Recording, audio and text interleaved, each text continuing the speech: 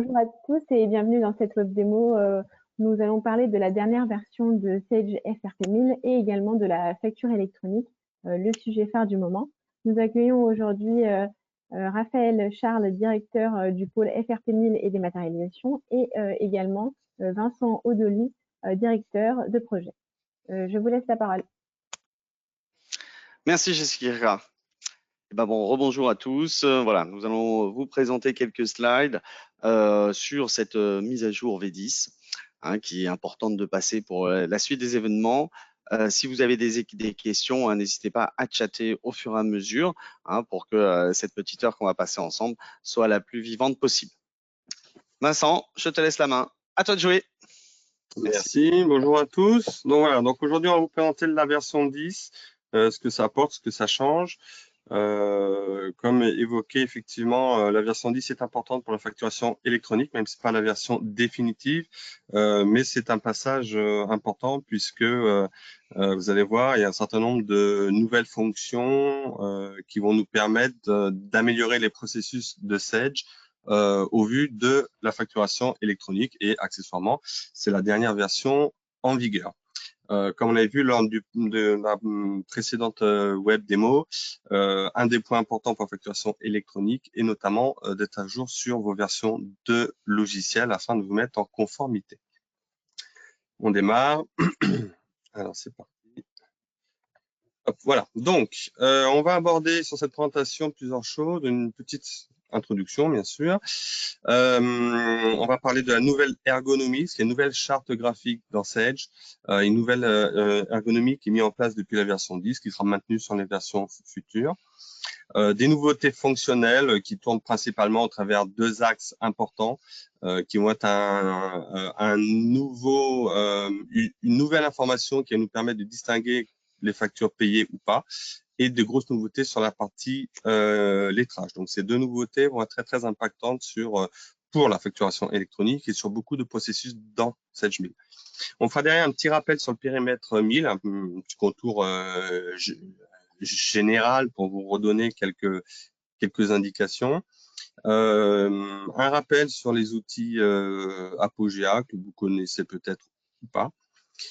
Et un petit rappel ensuite sur les prochaines dates importantes sur les web démos pour cette année 2023 et des questions-réponses. Bien sûr, vous pouvez poser vos questions tout au long de la séance dans le chat, bien entendu, et on se réservera un petit temps en fin de séance pour ça. On y va, introduction. Alors, les objectifs de la V10. Donc, les objectifs sont multiples. Le premier objectif, c'est une nouvelle expérience utilisateur au travers d'une refonte visuelle. Comme je vous l'ai dit, Sage a revu la partie ergonomique visuelle du produit. On parle de la partie web. Donc voilà, c'est un gros impact. C'est un gros impact. En tout cas, c'est une nouvelle expérience pour les utilisateurs. Vous allez voir que ça a pas mal bougé par rapport aux versions 9 et versions précédentes. Autre nouveauté, on a ajouté donc de nouveaux outils pour la facturation électronique avec le statut de la facture, on va en parler tout à l'heure, qui impacte à peu près tous les écrans et tous les process de Sage 1000. On renforce aussi les outils de contrôle liés au fast closing. Le but c'est toujours dans Sage de vous faciliter tout ce qui est clôture mensuelle, trimestriel au travers du menu campagne, si vous connaissez. Et surtout, c'est la dernière version en vigueur et c'est une version transitoire pour la facturation électronique. Ça veut dire quoi? Ça veut dire que la version 10 ne nous permettra pas en l'état de générer les factures au format électronique, les fameuses factures X Co. Mais c'est la version qui met en place les différents éléments structurants pour. Donc, elle est très importante de fait. Le périmètre pour la mise à jour, il va falloir qu'on soit en version 8 et plus. Ça veut dire que si vous êtes sur une version plus ancienne, on devra faire des mises à jour intermédiaires. Donc, attention, un point très important, d'autant plus que le calendrier va s'accélérer énormément. Il va falloir que vos versions soient à jour. Et il faut avoir en tête que tout le monde va vouloir migrer à peu près dans les mêmes eaux. selon le calendrier des facturations électroniques, selon si vous êtes éligible en 2024, 2025, 2026. N'attendez pas la dernière minute parce qu'on va avoir énormément de travail sur les mises à jour pour l'intégralité des clients. Donc, plus tôt vous préparez, plus vite vous aurez la possibilité de migrer. Quand on parle de mise à jour, bien sûr, on fait toujours des mises à jour en mode recette production, ce qui nous permet plusieurs choses. Un, d'assurer que techniquement la migration se passe bien, parce que notamment sur la V10, il y a pas mal de choses qui sont impactées, notamment sur tout ce qui est échéance, lettrage, etc. Donc, c'est quand même pas mal d'impact, c'est pas innocent. Donc, le mode recette va nous permettre, d'une part, de vérifier que la migration se passe bien techniquement, mais d'autre part, va vous permettre de valider que tous vos process sont bien toujours opérationnels sur la nouvelle version, que ce soit des process classiques ou des process spécifiques que vous auriez pu mettre en place au travers de ESM ou bien DSM. Et autre point important, ça va nous permettre de mesurer combien de temps on aura besoin pour passer en production, donc quel va être le temps de rupture de productivité. Parce que quand on fait la migration technique, il y a une rupture de productivité et de caler au mieux derrière le planning de la mise en production. C'est pour ça qu'on fait toujours un mode recette et un mode mise en production sur nos migrations V10 Co. Autre point important, le système d'exploitation recommandé. Donc, si on est sur du 2016 et du 2019, c'est important parce qu'il y a pas mal de clients qui sont dans les versions un peu anciennes, qui sont sur du 2012, qui n'est plus forcément maintenu. Donc, on parle de système d'exploitation Windows, mais aussi de votre système de base de données, SQL Server 2016-2018 ou Oracle 2018-19, pardon. Voilà. Et là, je vous ai mis l'architecture type qu'on a en général, à savoir un serveur d'application qui nous sert à mettre la partie applicative, les services, les automates, un serveur de base de données donc, qui va nous servir à avoir notre référentiel métier et là où les bases métiers, une seule base si vous êtes en monobase et plusieurs bases si vous êtes toujours en multibase de données. Et après, les clients qui se connectent avec des clients web, principalement. Voilà. Avec les VM, maintenant, c'est très simple de mettre en place en fait un système d'update des versions du système d'exploitation, de la base de données, pour être le plus à jour des recommandations en fait des éditeurs et pouvoir s'assurer que en cas de clash, l'éditeur puisse prendre les corrections nécessaires.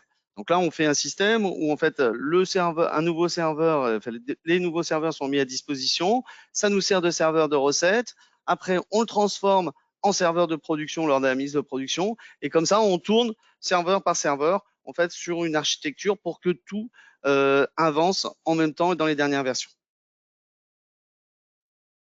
Vas-y, voilà. Vincent, je te passe. Donc c'est un aspect important que vous devez prendre en compte sur les mises à jour. Bien vérifier que vos serveurs sont dans les bonnes versions et bien prévoir effectivement, si ce n'est pas le cas, des nouveaux serveurs dans les dernières versions, aussi bien base de données que Windows, en tout cas si c'est intégré chez vous. Si vous êtes hébergé, il faut le voir auprès de votre hébergeur, que ce soit Axido, un prestataire propre ou bien même Sage. Voilà, et petite note, toutes les mises à jour ergonomiques et d'optimisation des traitements sont faites au travers du client web. Sage n'investit plus sur le client lourd. Donc, ce dernier reste toujours d'actualité. Il sera peut-être abandonné par la suite, mais aujourd'hui, on n'a aucune visibilité. Mais toutes les nouveautés ergonomiques n'impactent que le client web. C'est pour ça qu'on parle de client web principalement. Donc, vous avez fortement intérêt à aller vers le client web qui, par ailleurs, vous simplifie la mise à jour et la maintenance des postes puisqu'il n'y a plus d'installation applicative à faire sur la partie poste client lourd, enfin poste utilisateur. Voilà pour la partie objectif. Donc, donc une nouvelle expérience utilisateur. Ça, c'est anecdotique, mais bon, c'est important quand même, en partie web uniquement. Des nouveaux ajouts fonctionnels pour la facturation électronique. Donc là, on va renforcer tout un tas d'usages de contrôle au vu de bien gérer la facture électronique demain dans Sage. La dernière version en vigueur qui peut être impactante pour vous, tant en termes de planning, de montée de version que de système d'exploitation. Voilà. On passe à la suite. Je vous ai fait une petite roadmap prévisionnelle, enfin avec les dernières versions, je ne vous ai pas fait l'historique complet, mais une petite roadmap prévisionnelle. Donc on est sur la version 10 actuelle. Hein. Donc anciennement on était en version 9, on a eu la version 8, 9, 9R1, 9R2. On est passé à la version 10, donc version 10, hein, donc on est sur pas mal d'ergonomie, sur ce qu'ils appellent le client lot 2. Il y aura un lot 3 sur la future version, donc encore des nouveautés ergonomiques à venir. La gestion sur le statut réglé des factures, donc il est très important pour la facturation électronique, le justificatif de TVA qui est assez lié, optimisation de traitement, notamment sur tout ce qui est lettrage. D'accord. Voilà, donc ça c'est vraiment les grosses lignes, les grosses nouveautés sur la V10, pardon.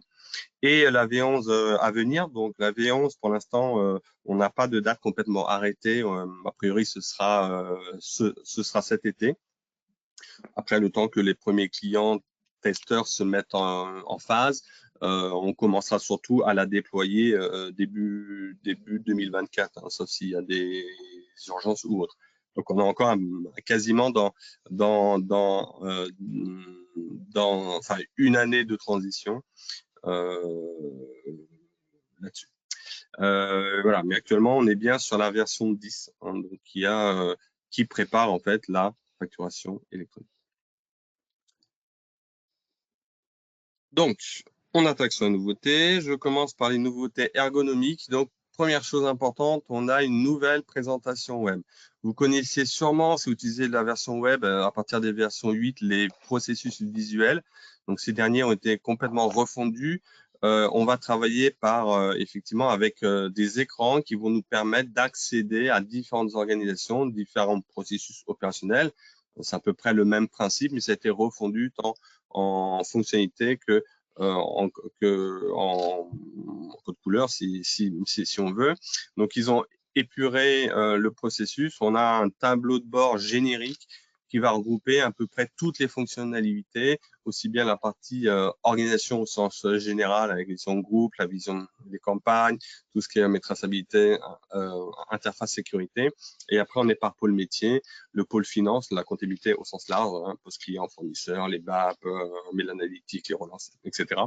La partie budgétaire, le pôle IMO avec les biens physiques, enfin les biens comptables, pardon, les biens physiques, les inventaires, les contrats, voilà.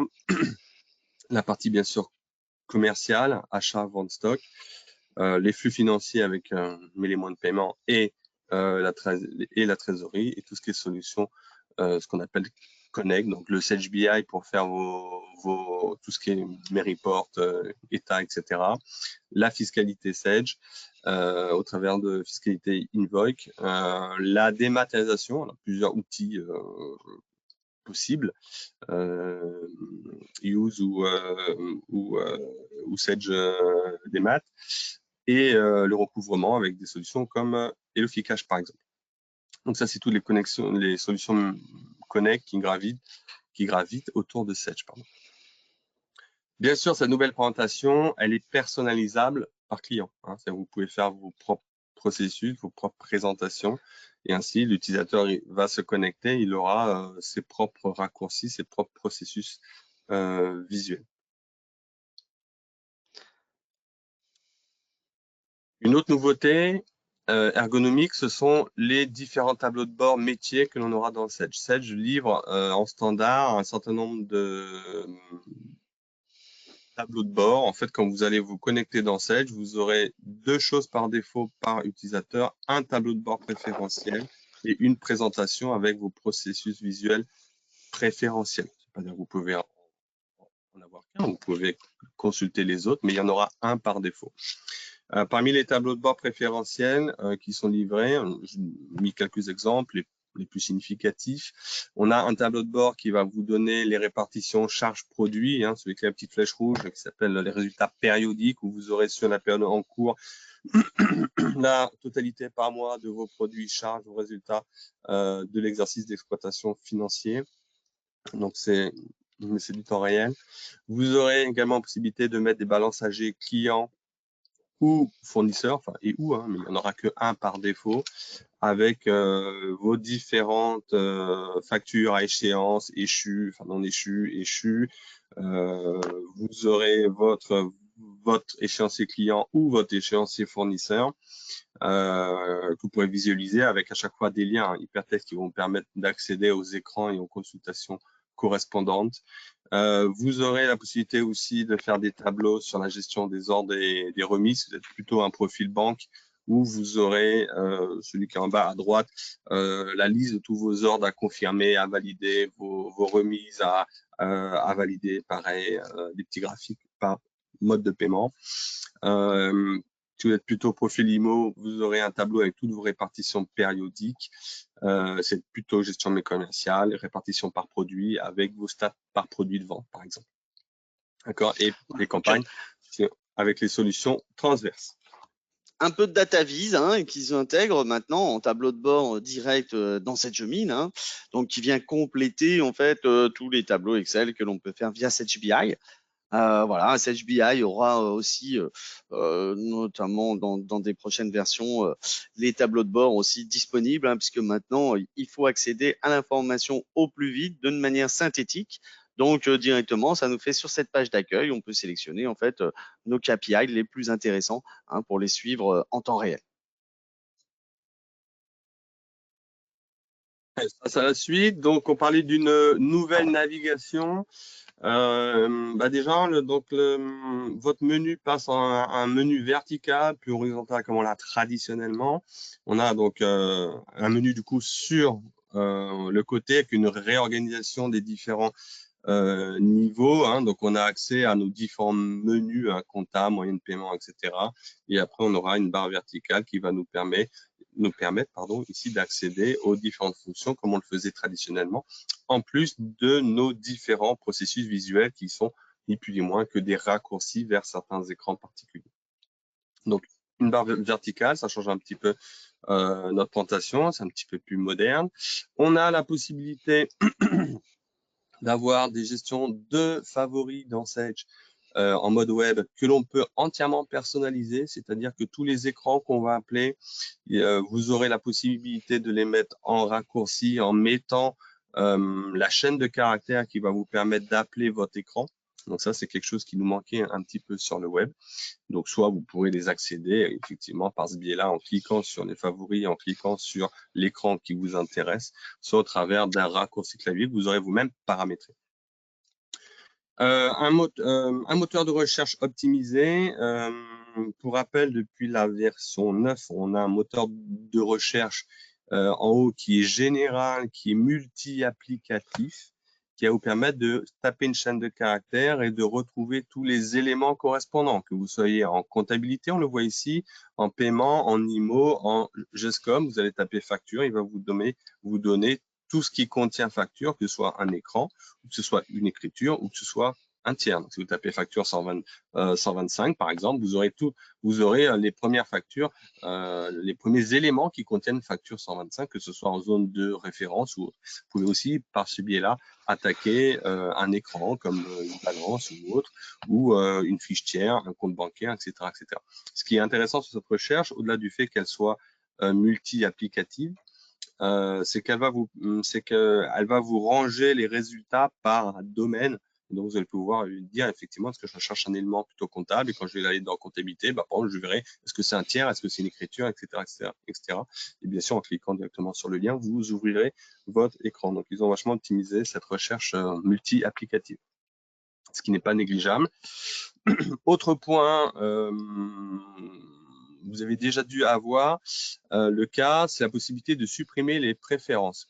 Les préférences utilisateurs, pour rappel, quand un utilisateur va personnaliser son écran, ajouter une colonne, mettre un tri, etc., tout ça, c'est des préférences qui sont utilisateur par utilisateur. Et parfois, certains utilisateurs vont faire certaines manips qui fait que l'écran ne réagit plus très bien, ou du moins il réagit de manière un petit peu étrange, et donc on va, pour pouvoir réinitialiser ces préférences, on va supprimer les différentes préférences. Mais avant, on avait du mal à identifier quel écran posait problème. Donc, on arrivait à supprimer les préférences en global. Du coup, l'utilisateur, il perdait tous ces tris qu'il avait pu faire sur l'ensemble de ces différents écrans.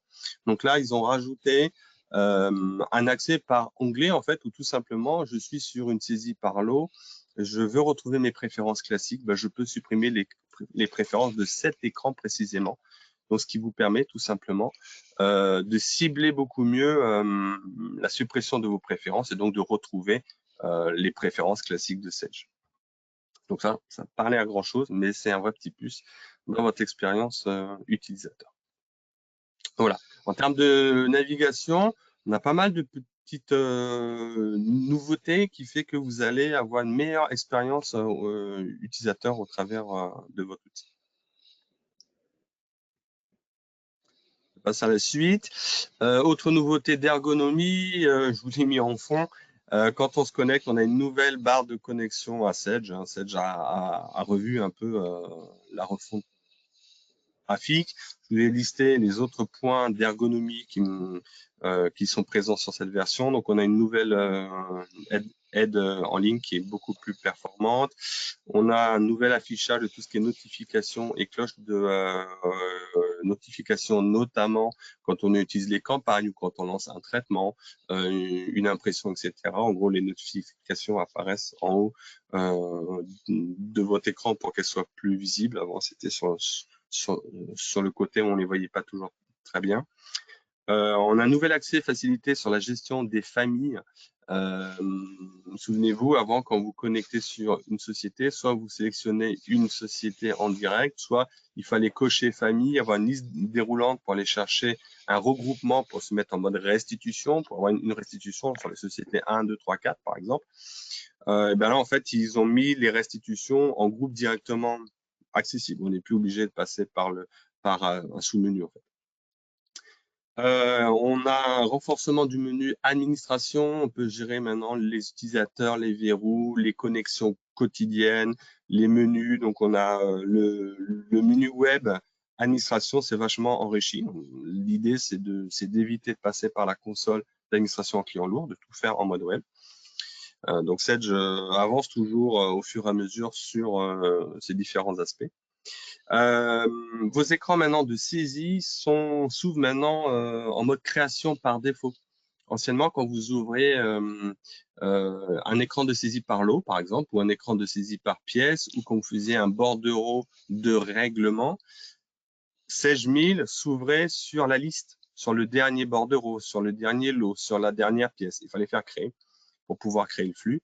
Là, tout simplement, quand vous allez aller sur la liste des bordereaux, enfin, quand vous allez aller sur bordereau, sur la saisie par lot, par pièce, etc., vous allez arriver directement sur un écran de saisie pour créer directement un nouveau bordereau ou un nouveau lot, etc. Bien sûr, si vous voulez la liste, vous pouvez annuler pour avoir la liste comme avant. Voilà, l'idée, c'est de gagner un petit peu de temps, de gagner en productivité. Autre chose, on a l'accès à la liste des onglets, fonctionnalité de fermeture en masse des onglets qui sont facilités. Parfois, c'était un peu compliqué quand on avait ouvert 50 000 onglets. Si vous êtes un utilisateur qui aime bien ouvrir plein de choses, parfois, c'était un peu long à tout fermer. Donc, ils ont facilité ces différents accès. Et également, on a toujours la possibilité, même si on a le nouveau portail que je vous ai présenté sur la première slide, vous avez la possibilité d'accéder à votre ancien portail. Si vraiment vous avez des particularités et si vous avez le temps de la transition, pouvoir retrouver vos anciens repères. Voilà un petit peu sur les nouveautés d'ergonomie, sur la nouvelle charte graphique de Sage. Donc, l'idée, c'est d'améliorer votre expérience utilisateur et on parle bien en mode web. Vous voyez qu'en client lourd, je n'ai quasiment rien. Sage n'investit plus sur le client lourd, investit grandement sur la partie web qui est l'avenir. De toute façon, on parle beaucoup de solutions SaaS, etc. Donc, vous avez fortement intérêt à vous orienter vers effectivement la partie web. Je sais que c'est pas toujours facile parce que parfois on a vraiment nos habitudes en client lourd, mais tous les renforcements technologiques d'ergonomie que Sage travaille aujourd'hui et demain sont vraiment sur la partie web. Et il y aura un nouveau lot encore de mise à jour sur la partie V11, sur la version V11. Voilà, on a parlé un peu d'ergonomie, on va parler maintenant des nouveautés fonctionnelles qui, là, pour le coup, seront bien sûr présentes en client web et en client lourd, forcément. Les principales nouveautés fonctionnelles. Donc, la grosse nouveauté, c'est le statut de règlement des factures. Alors, pourquoi? L'idée, c'est de communiquer plus facilement avec les outils de gestion du poste client de type Elofi Cash ou de type Use ou autre, avec un outil de démat, donc avec les fournisseurs, notamment pour la partie de retour paiement, et d'améliorer la gestion de TVA sur les encaissements, puisque vous le savez, en plus, j'ai vu la web démo précédente, un des impacts importants va être au-delà du e-invoicing, c'est le e-reporting où on va devoir reporter à l'État les factures qui ont été encaissées pour faire le pré-remplissage de la déclaration de TVA. Pour ce faire, forcément, ça va passer par la comptabilité et forcément, ça va passer par la TVA sur les encaissements. Donc, du coup, on se rajoute une nouvelle brique, une nouvelle arme, entre guillemets, pour pouvoir gérer au mieux cette partie-là. Donc, comme on l'indique, certainement répondre à terme aussi aux besoins de la dématérialisation des factures. Le fonctionnement, tout simplement. Vincent, tu as raison. Excuse-moi de te couper, tu as raison d'insister. Là, le statut des règlements des factures est quelque chose qui est très important pour la suite, pour la facturation électronique, puisqu'on va retrouver différents statuts sur les factures. Si elles ont été envoyées au portail, si elles ont été réglées, si elles ont été refusées, etc.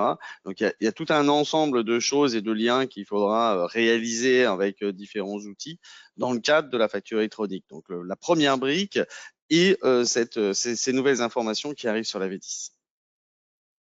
Merci Vincent. Merci. Donc le fonctionnement, donc mes factures intègrent la notion de totalement réglé qui est distincte de votre lettrage. Pour rappel, anciennement, jusqu'à la version 9R2, pour pouvoir identifier dans Sage si une facture était réglée, ce qui faisait office, c'est le code de lettrage. En gros, est-ce que la facture elle est lettrée ou pas?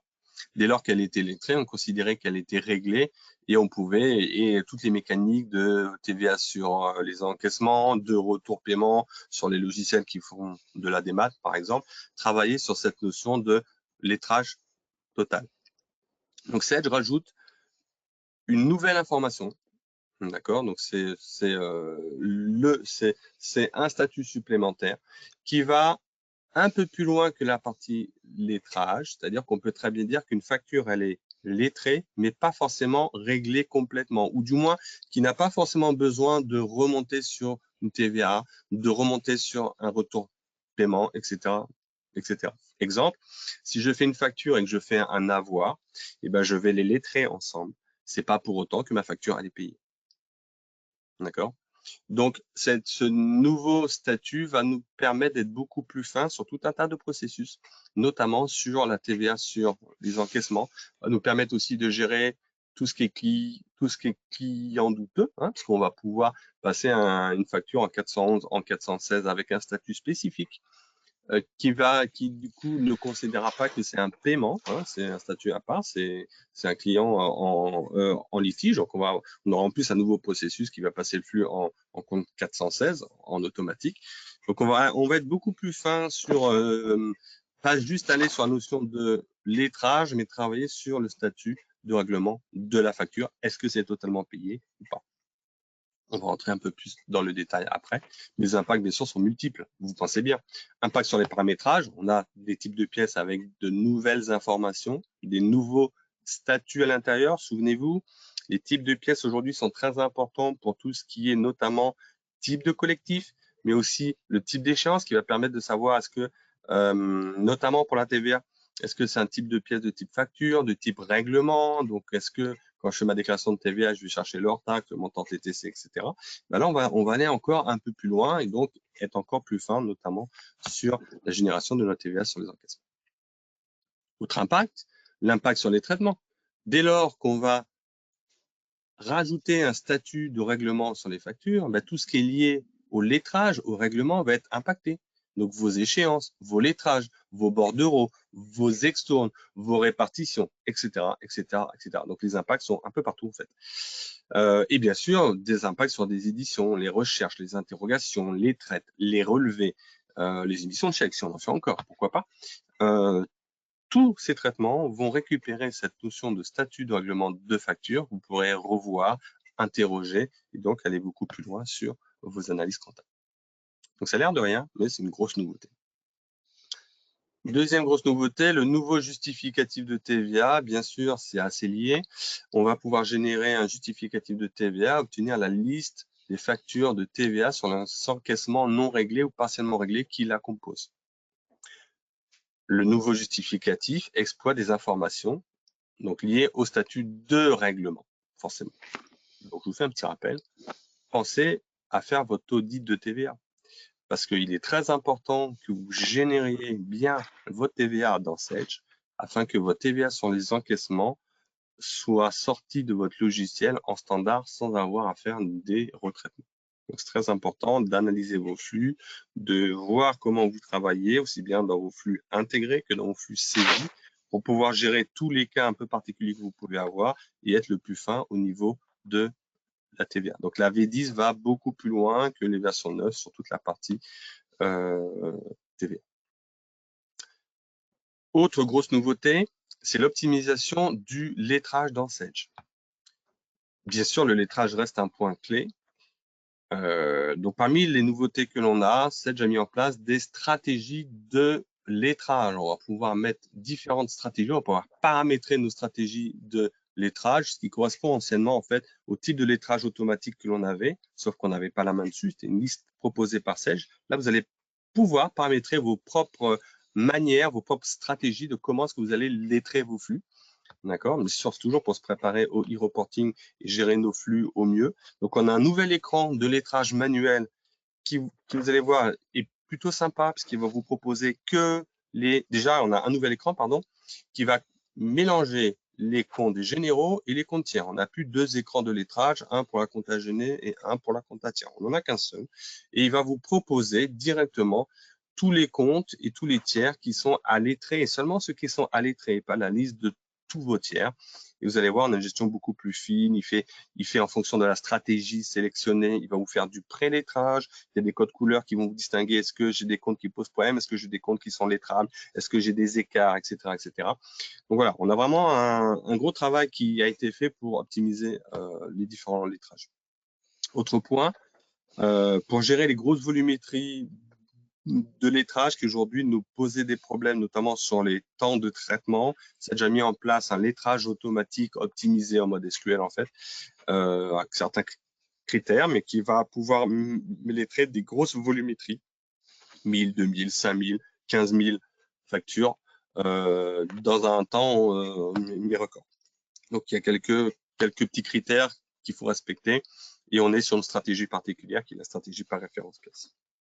Voilà, et enfin, je parlerai de quelques autres nouveautés, mais effectivement, la version 10 tourne énormément autour du statut de règlement et autour du lettrage, vous l'auriez compris. On continue? Allez, Vincent, c'est parti. Le statut de règlement des factures, comment ça se présente? Le premier point important, je vous l'ai dit, les types de pièces seront enrichis. Donc, j'ai mis un petit écran avec la liste mais des pièces telles que vous la connaissez. Donc, vous connaissiez déjà les types d'échéances qui s'appelaient factures. Maintenant, ils l'ont renommé en facture à voir. On a un nouveau type de pièce qui va s'appeler les clients douteux, qui va être utilisé pour un nouveau processus qui va permettre, comme je vous disais, d'identifier les clients douteux et de générer l'écriture qui va solder vos comptes 411 par des comptes 416. On a le statut de règlement qu'on connaissait. On a un nouveau statut, par exemple, pour tout ce qui est effet mise en portefeuille de à encaisser, à payer. Donc, encore un nouveau statut particulier. Donc, c'est-à-dire que nos types de pièces vont être enrichis. Donc, il va falloir potentiellement créer de nouveaux types de pièces et vérifier ce qui existe déjà pour mettre les bons types de pièces. Le statut de règlement d'une facture, il va dépendre de plusieurs choses. Il va dépendre du statut de la pièce d'origine. En gros, est-ce que c'est un type de pièce facture à voir? Il va falloir que la pièce ait un lettrage total. Et il va dépendre de l'étape finale de votre lettrage, selon c'est le statut de l'échéance de la pièce de destination. Donc, je vous ai mis un petit schéma en dessous. Donc, grosso modo, le statut de règlement de la facture va être fonction, en gros, si c'est lettré et si c'est réglé ou pas. Donc, le statut de la facture, pardon, il est défini par l'attribut et étape finale de la pièce de la dernière étape de lettrage. Donc, au milieu, on a une échéance. À droite, à gauche, pardon, excusez-moi. La facture, elle est lettrée, d'accord? Elle est réglée. À ce moment-là, donc elle a un statut réglé et elle est lettrée. À ce moment-là, elle est en étape finale vraie, quoi. C'est-à-dire qu'elle est considérée comme une étape finale. Ça veut dire que les échéances de la pièce de destination de type règlement, facture à voir, reprise, ça c'est quand on fait de la reprise pour la TVA sur les encaissements ou facture de TVA, dès lors qu'on va utiliser ces types de pièces et qu'on aura lettré votre écriture, votre facture va avoir le statut final réglé égal à vrai. D'accord? Donc, du coup, rentrera dans vos processus de TVA sur les encaissements, va faire le retour paiement pour vos logiciels de démat, etc., etc. Si par contre, vous utilisez, je me situe à droite cette fois-ci, le petit schéma qui est en rouge, si votre facture, elle est bien lettrée, mais qu'elle concerne un type de pièce de destination qui est aucun, comme une OD, qui est client douteux ou qui est à encaisser, à payer, si par exemple vous faites des effets en portefeuille, ben à ce moment-là, elle aura un statut non réglé, malgré le fait qu'elle soit lettrée, et donc le statut d'étape finale sera faux. Et donc à ce moment-là, cette facture-là, malgré le fait qu'elle soit lettrée, qu'elle soit arrivée en fin de cycle, entre guillemets, elle ne sera pas reprise, notamment dans votre déclaration de TVA, typiquement. Sur les encaissements, j'entends. Ce statut-là, ce qui est à noter, il est possible de modifier le statut à la main seulement par des utilisateurs de type réviseur, donc le responsable comptable, par exemple. C'est-à-dire que même si on est en place un processus et qu'il y a une erreur qui s'est glissée parce qu'on n'a pas renseigné le bon type de pièce ou que sais-je, il y a toujours la possibilité d'aller modifier le statut correspondant. Mais ce n'est pas forcément n'importe qui doit le faire. Il faut quand même quelqu'un qui ait un peu de hauteur ou une vision ou la personne qui va générer la TVA afin de contrôler effectivement est-ce que ce flux doit rentrer dans votre TVA ou pas. Je vous en ai parlé. On a également un nouveau traitement pour les clients douteux. Donc, ce traitement permet de traiter les clients douteux avec un statut de règlement non réglé. Donc, nouveau traitement qui scinde ces flux-là, qui sur votre compte client par un compte 416, enfin 411 par 416.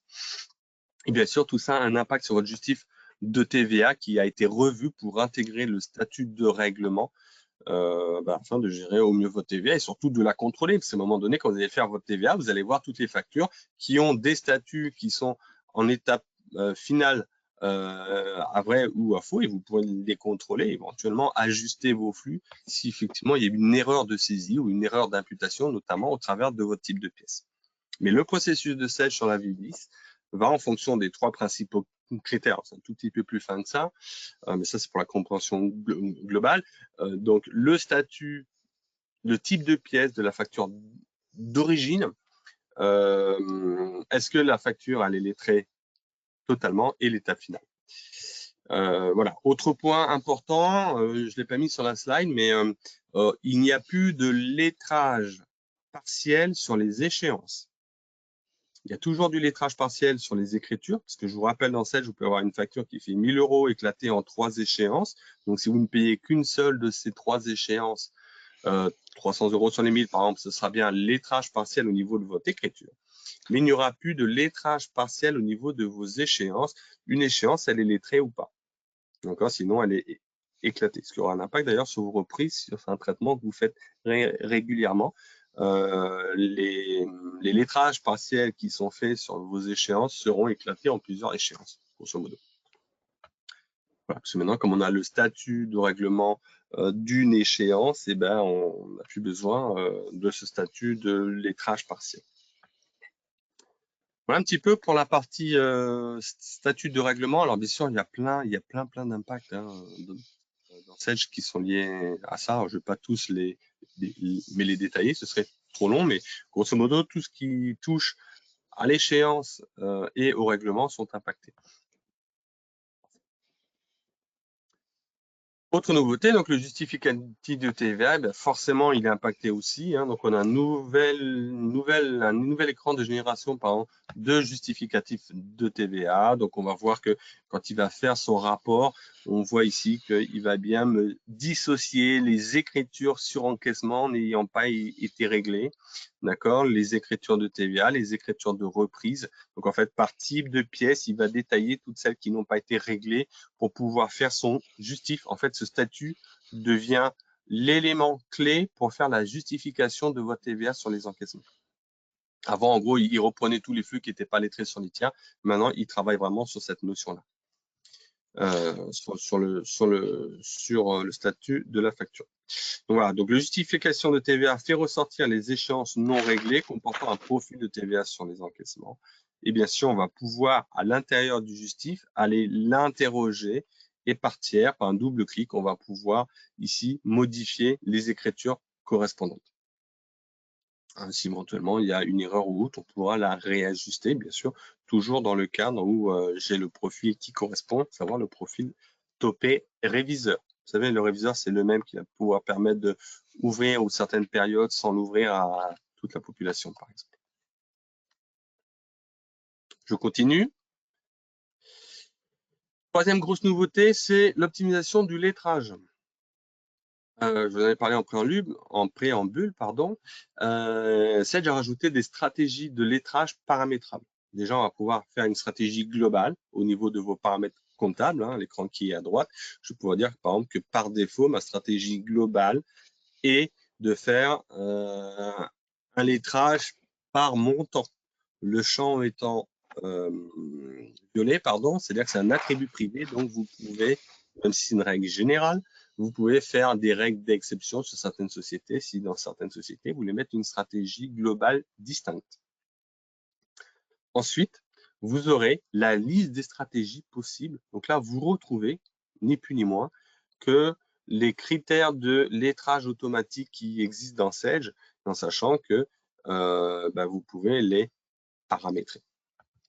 Vous voyez qu'on peut en créer, en supprimer. Donc, vous avez la main sur les stratégies de lettrage que vous pouvez mettre en place au sein de vos organisations.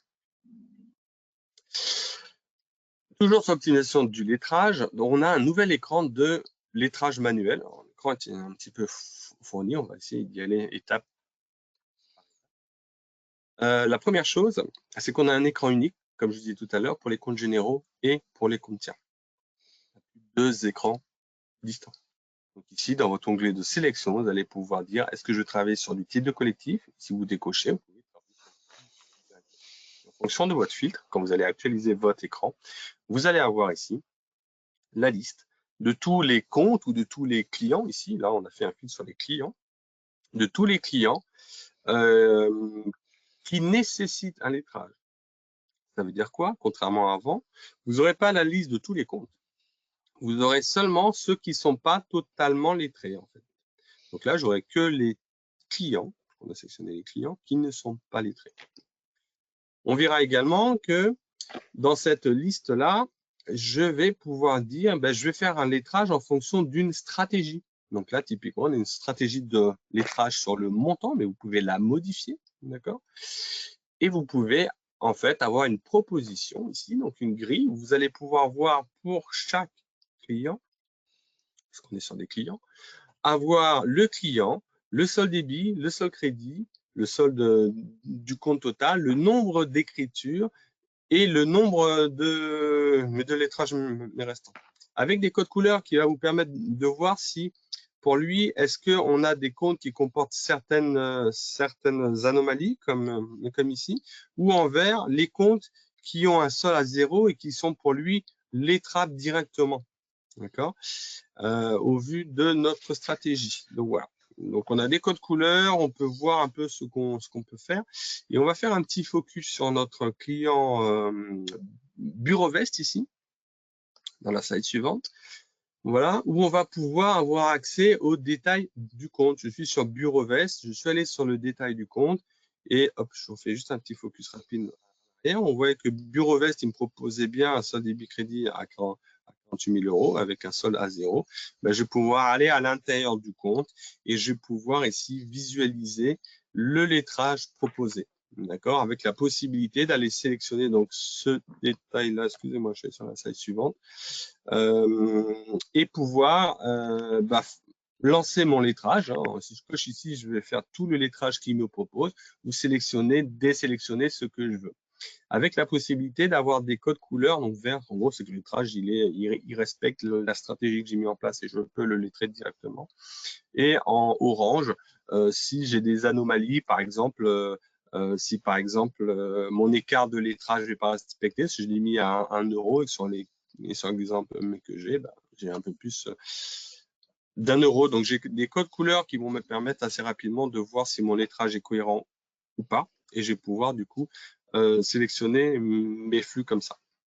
Voilà, le nombre de clients ou de comptes que vous avez, il est paramétrable. Par défaut, c'est 40, je crois, mais on peut ouvrir plus. Et si on en a plusieurs, après, on a des flèches qui vont pouvoir passer les 40 premiers, les 40 suivants, ou les 100 premiers, ou les 100 suivants, etc. Donc, on a un écran de lettrage qui est beaucoup plus sympa, qui est beaucoup plus riche, et qui vous fait en fait une pré-proposition en fonction de votre stratégie de lettrage mise en place. Voilà, donc pas mal de nouveautés sur cet écran-là. Autre nouveauté Parfait, sur le lettrage. Oui, pardon?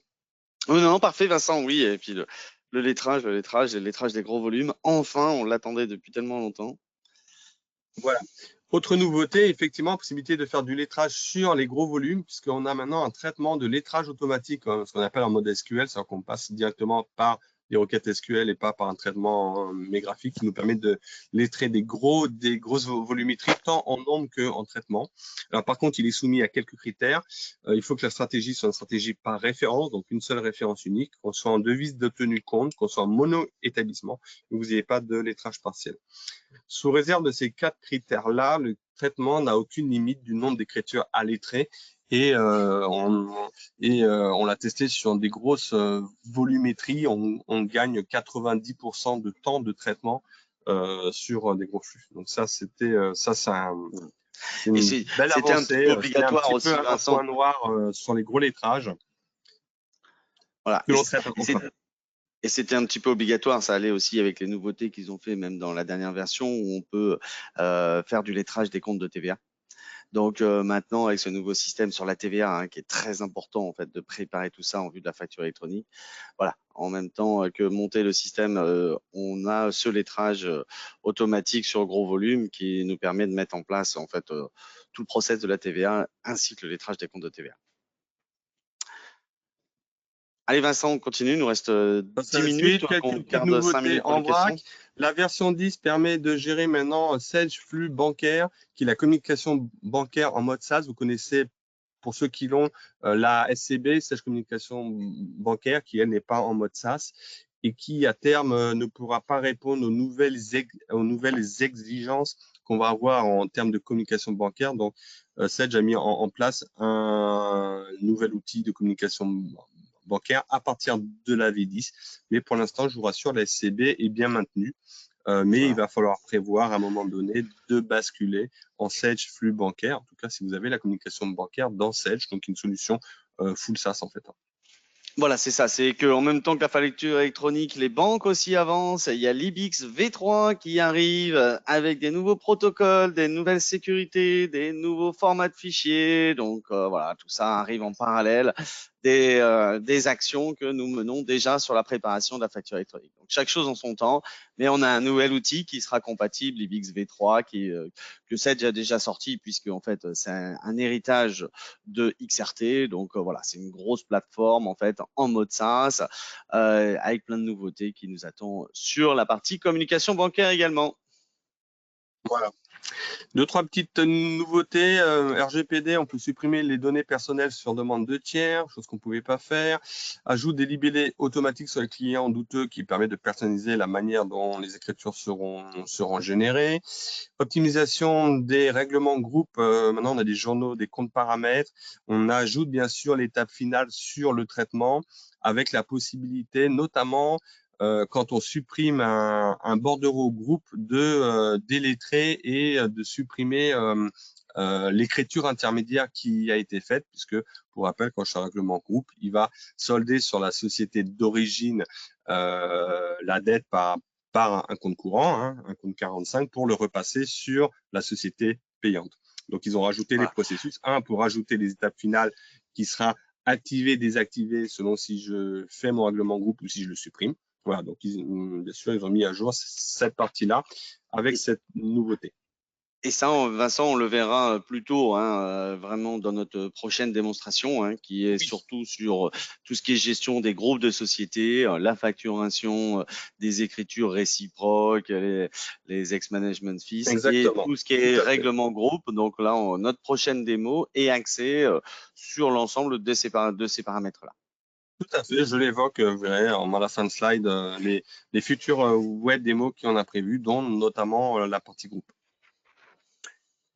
Autre point, ajout de l'échéance de destination dans vos écrans d'interrogation et de recherche, c'est important. Donc, bien sûr, comme c'est un nouveau champ, un nouveau critère qui va être pertinent, vous allez le retrouver un petit peu partout. Et seulement pour les nouvelles configurations, maintenant, on a des accès en client nommé.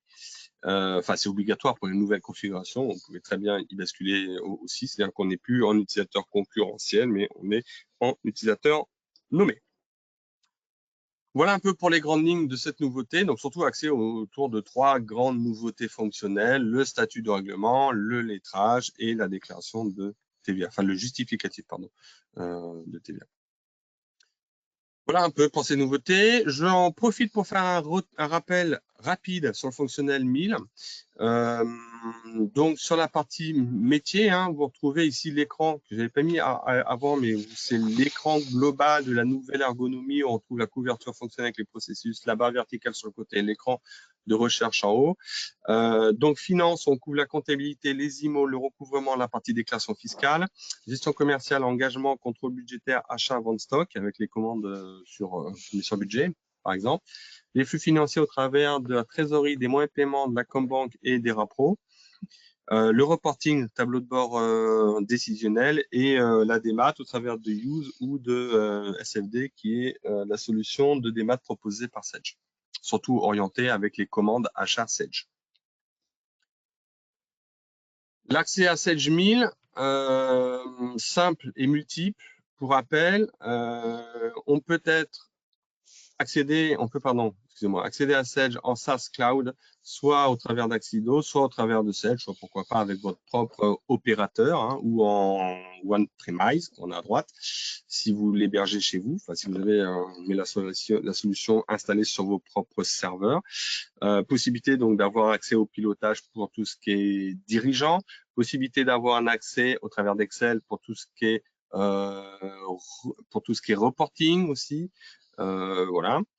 La mobilité, les self-service qui vont nous permettre d'appeler, j'en parle un petit peu plus loin, d'appeler certains écrans, certaines fonctionnalités, une population qui n'est pas forcément une population comptable, pour faire de la validation, de la commande achat, de la signature. Pour rappel, cette fonctionnalité travaille par tranche d'écran, hein, et plus on en a, entre guillemets, plus le coût unitaire baisse, qui permet d'éviter de payer une licence pleine, mais d'avoir des licences adaptées effectivement à votre utilisation de Sage. Et on travaille avec tout ce qui est API, hein, pour rappel, application programming interface, pour dialoguer en direct avec des solutions, notamment des solutions qui sont en mode SaaS. Si vous avez un CRM, une application tierce ou votre paye et que vous voulez pas faire des échanges de fichiers plats, qui est toujours un petit décalage de temps, et que vous voulez du temps réel, par exemple, on peut le faire au travers d'API, où on apprend au logiciel à dialoguer entre nous. Tout ça, ce sont des technologies qui sont embarquées avec Sage 1000.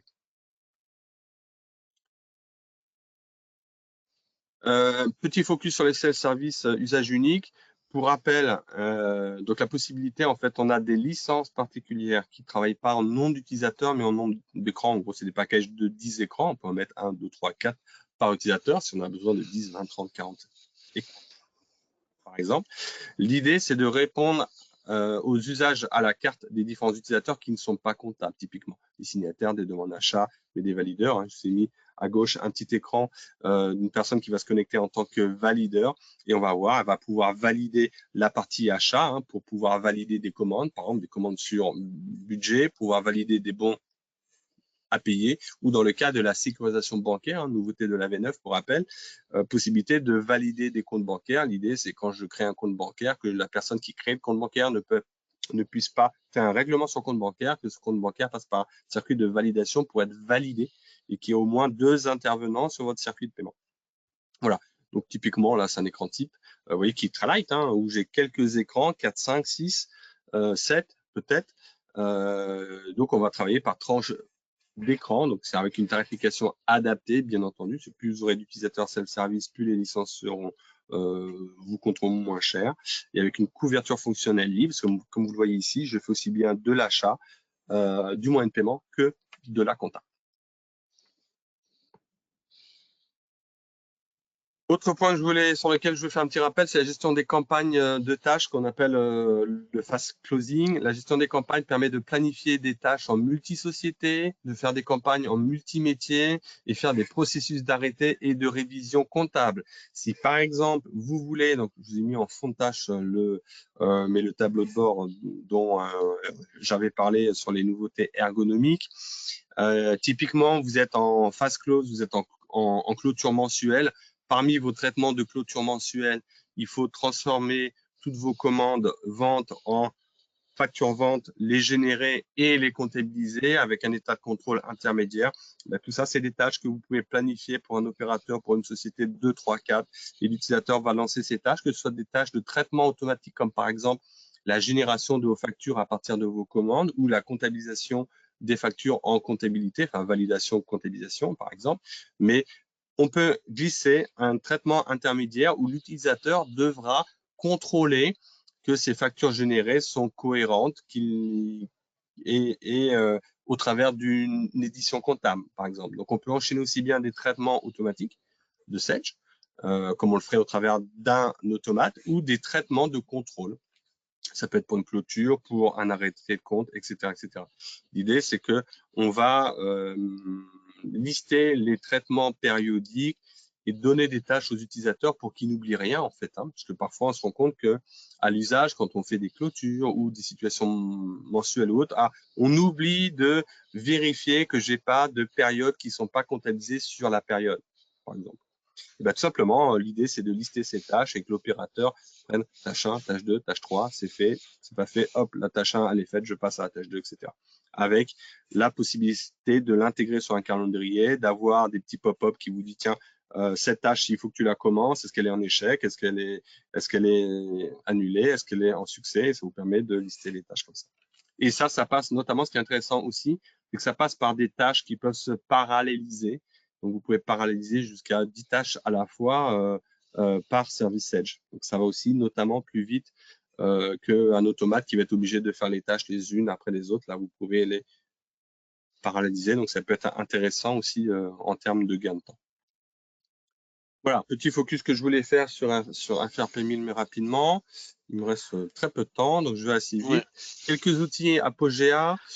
Pour rappel, sur la web démo qu'on avait fait le mois dernier sur l'audit de TVA, pensez, si vous ne faites pas votre TVA en automatique dans Sage, on peut vous accompagner. L'idée, c'est de vous faire un audit sur site où on liste tous les points, votre paramétrage, vos interfaces, avec tous les écarts. Et on va vous dire, voilà, on va vous rédiger un audit, excusez-moi, que vous aurez en main et on va vous proposer un plan d'action. Vous le faites ou pas, vous êtes libre, mais au moins, on va vous mettre l'accent sur les bonnes pratiques, sur qu'est-ce qui marche marche pas et quels sont vos écarts, erreurs.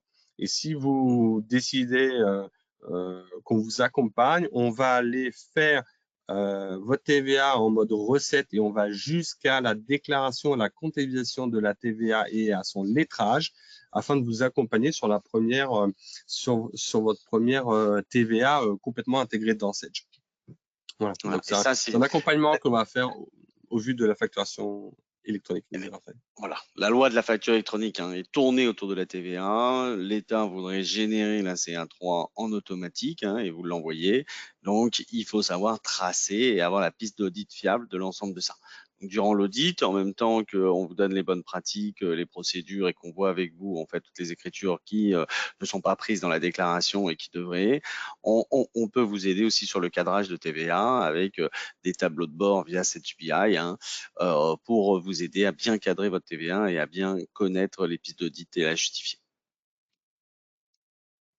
Voilà, ça, c'était le premier point. Le deuxième point, c'est le connecteur Use. Si vous avez Sage 1000 et si vous travaillez avec Use, on a mis en place un outil qu'on appelle le connecteur Use. Le but, c'est d'optimiser les flux entre Sage Use, non pas par des échanges de fichiers à plat, mais à travers différentes API. Donc, on est en temps réel sur la plupart des flux, dans votre facture, de bons à payer, le retour paiement.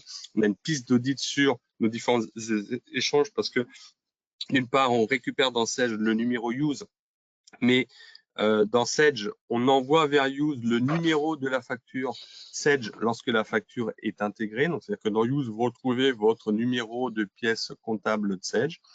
Voilà, donc on optimise les échanges aussi bien sur le référentiel tiers aussi. Vous pouvez mettre à jour directement par un traitement one-shot ou un traitement que vous lancez au travers d'un automate.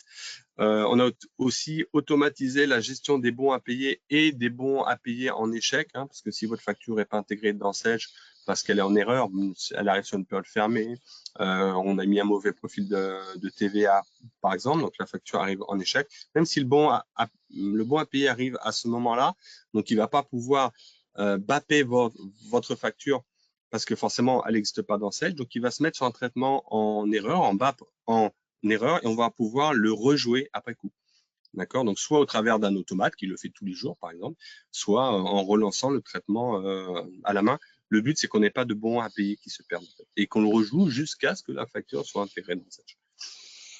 Autre nouveauté, l'automatisation des charges constatées d'avance. On a la possibilité dans Use de mettre des dates de début, dates de fin quand on va renseigner une charge. Et on va récupérer ça dans Sage et on va générer les répartitions périodiques correspondantes en automatique, toujours avec un traitement qu'on lance à la main ou qu'on va lancer au travers d'un automate. Donc, ça vous génère la répartition, ça génère les itérations et après, selon ce que vous décidez, on automatise ou pas la comptabilisation. Soit vous comptabilisez vous-même tous les mois, soit on peut faire un automate qui le fait à votre place aussi. Voilà, donc on a un connecteur Use qui va énormément sécuriser les flux entre Use et Sage, qui va vous faire du temps réel, qui va nous éviter la gestion de fichiers qui est parfois un petit peu compliquée, et avec certains automatismes bons à payer, charges mais constatées d'avance, et il y a bien d'autres nouveautés à venir. On aura l'occasion d'en reparler aussi lors d'une web démo ultérieure. J'en parle dans le calendrier juste après. Troisième point, c'était l'OD Excel. Sachez qu'on a mis un petit outil très simple sur Excel qui va vous permettre de saisir vos écritures sur Excel et à l'aide d'un petit bouton qui va mettre à jour vos écritures dans Sage. Donc, ça vous évite de faire de l'import-export. Typiquement, il a été fait pour des OD.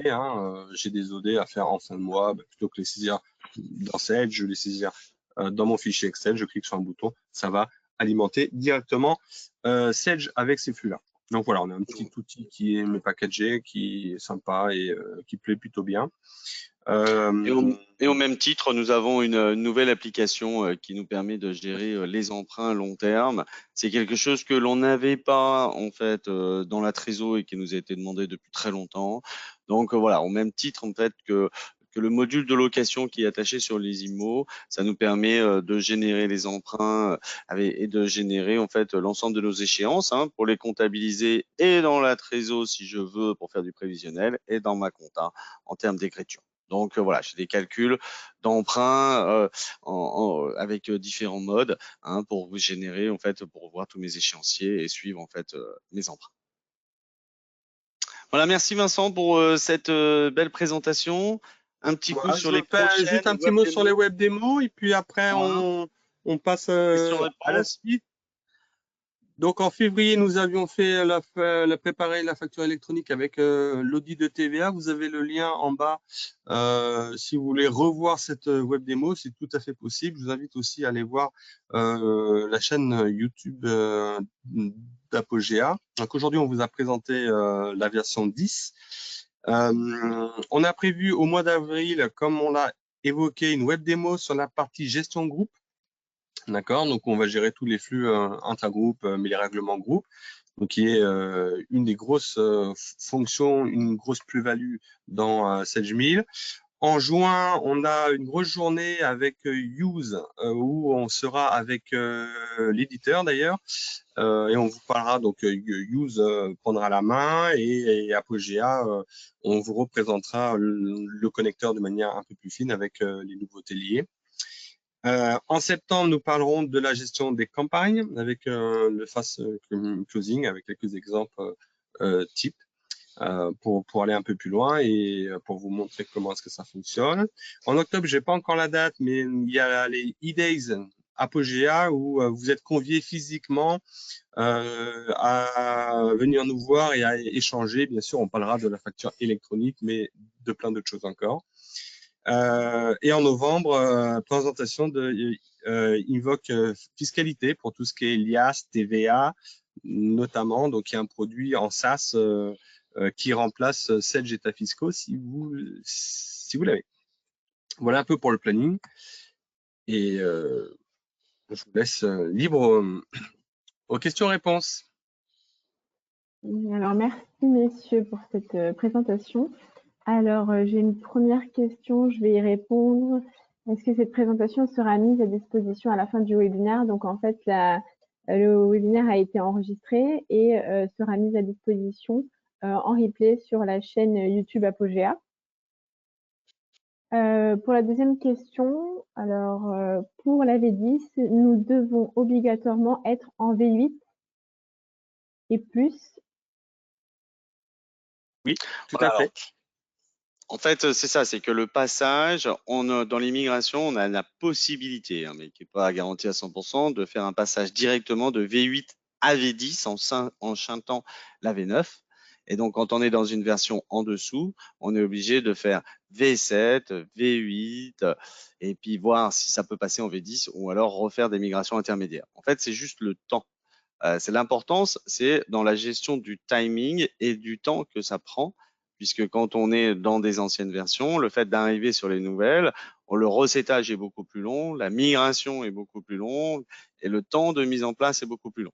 Donc dans tous les cas, on y arrive, mais c'est plus du tout les mêmes temps et les mêmes recettes. C'est pour ça que Sedge insiste sur les renouvellements et dans le futur, avec toutes les nouveautés qui vont arriver en fait avec la facture électronique dans les 2 ou 3 ans à faire, nous on insiste pour qu'il y ait des mises à jour permanentes. On essaye de voir comment on peut construire ça pour qu'on ait une équipe dédiée qui puisse intervenir chez vous et vous remettre à jour tous les 6 mois, même si ça soit une recette, puisque c'est toujours un peu obligatoire. Tous les 6 mois, mettre les derniers patchs à jour, puisque là, en fait, dans les années à venir, il y aura des nouvelles versions et des patchs qui vont sortir très régulièrement du fait de l'obligation légale via la facture électronique. Seriez-vous d'avance nous indiquer ce qu'il en sera pour la V11? Eh ben non, on a quelques bribes, on sait, on a les roadmaps, on travaille avec Sedge assez régulièrement pour voir ce qu'il y a. Tout ce qu'on sait, qui est quand même important, c'est la prise en compte en fait des nouveaux formats dédiés à la facture électronique, donc la facture X. Donc en fait, le module de vente de Sedge va permettre de générer la facture X et va même se plugger directement au portail public, là, au PPF, pour pouvoir générer les factures. Donc, tous ceux qui ont le module de vente de Sedge pourront se plugger directement sur le PPF et générer ces factures au bon format sur la facture X. Comme en fait un petit peu comme Sedge Vente le fait avec Chorus, puisque le portail Chorus sera intégré au nouveau portail de PPF. Au même titre, donc on sera de ce côté-là. Au niveau des achats, donc Sedge ne sera pas se connecter directement, donc il nous faudra forcément un outil pour pouvoir aller chercher les factures qui seront sur le portail, pour pouvoir les intégrer après dans Sedge et interpréter en fait la facture en écriture comptable. Donc là, on a besoin de quelque chose pour les achats. Pour les règlements, on va voir encore un petit peu comment ça se passe, même aussi pour le statut des factures, c'est encore un petit peu mouvant tout ça. Mais voilà, on sait qu'il y aura ça, on sait qu'il y aura des nouveaux champs sur les fiches de tiers, on sait qu'il y aura des nouveautés pour encore mieux tracer la TVA. Voilà, et ça sera une très grosse version qui va arriver, qui va prendre un petit peu de temps, je pense, à se stabiliser et qui aura surtout de nombreux correctifs durant l'année 2024 et 2025. Alors, une autre question, sera-t-il possible de passer de la V8 à la V11? Eh ben non. La V10 est en fait la version minimum. Sage ne prévoit qu'un passage V10 V11. Donc c'est-à-dire que même chose, ça veut dire qu'on sera en V8, il faudra faire d'abord la V10, resetter et faire du V10 à V11. Attention, hein, parce que là, avec toutes les nouveautés et les développements que doit faire Sage pour être à jour, en fait, ils vont extrêmement limiter les mises à jour dans les anciennes versions. Hein. Ils vont accélérer leur rythme de garder que 2 versions. Hein. C'est-à-dire que là, même là, en fait, dès que la V11 sort, la V9 est plus compatible, hein, et ça sera juste la V9 R2, la V10 et la V11. Alors, une autre question. Pour la comptabilisation des CCA, Oui. il y a aussi l'automatisation de la comptabilisation des extournes correspondantes. Alors là, on est en train de travailler là-dessus. Donc, les connexions pour les CCA. Donc, si on parle du connecteur use, donc on est en train de travailler là-dessus pour que ça se génère automatiquement à partir de date de début et date de fin qui serait fait directement en fait dans use, hein, pour que les CCA puissent se générer directement dans cette 2000. Et après, on travaille aussi avec tout un module, mais plutôt au niveau des achats dans la 1000 et voilà, pour que en fait on ait justement ce calcul des factures non parvenues après de la génération des CCA et de la reprise en fait des extournes. Donc là, voilà, c'est en travail entre Sage et nous là-dessus, mais on a plein de demandes sur ce sujet-là, donc ça reste à étudier, mais on a des belles réponses à apporter. Alors, j'ai une dernière question. En termes de lettrage, sera-t-il possible de lettrer des écritures de simulation comme cela a été possible sur les versions très anciennes? Alors, bonne question, Vincent. Bah non, parce que dans les écritures de simulation, il n'y a pas de lettrage. Je pense pas. Faut qu'on vérifie ce point. Je suis pas Ouais, sûr bonne à question. 100%. Moi non Mais plus. c'est une bonne question. Je veux bien que la personne qui l'a posée, enfin, je veux bien Nous la donne son personne, et nom. puis comme ça, Ouais, nous envoie un petit on mail. fera une réponse. Tout à fait. Voilà. Il faudrait qu'elle nous envoie un petit mail et puis on fera la réponse en testant. Personnellement, je pense pas parce qu'il n'y a pas d'échéance, mais on sait jamais. Merci. C'est surtout que la difficulté sur les écritures de ce type, c'est qu'il n'y a aucun contrôle sur les périodes, sur les dates, en fait. Bah oui, c'est ça. Mais bon, on va le tester. Très bonne question. Encore. Bon, bah, je vois qu'il n'y a pas d'autres questions. Parfait. Bon, bah, écoutez, bah, merci en tout cas à vous deux pour la présentation. Et merci Merci. également à tous les participants. Et n'hésitez pas à faire un petit tour cet après-midi sur la chaîne YouTube Apogea pour retrouver le replay de cette web démo. Merci beaucoup à tous. Bonne journée à tous. Bonne Au journée. revoir. Merci. Au revoir.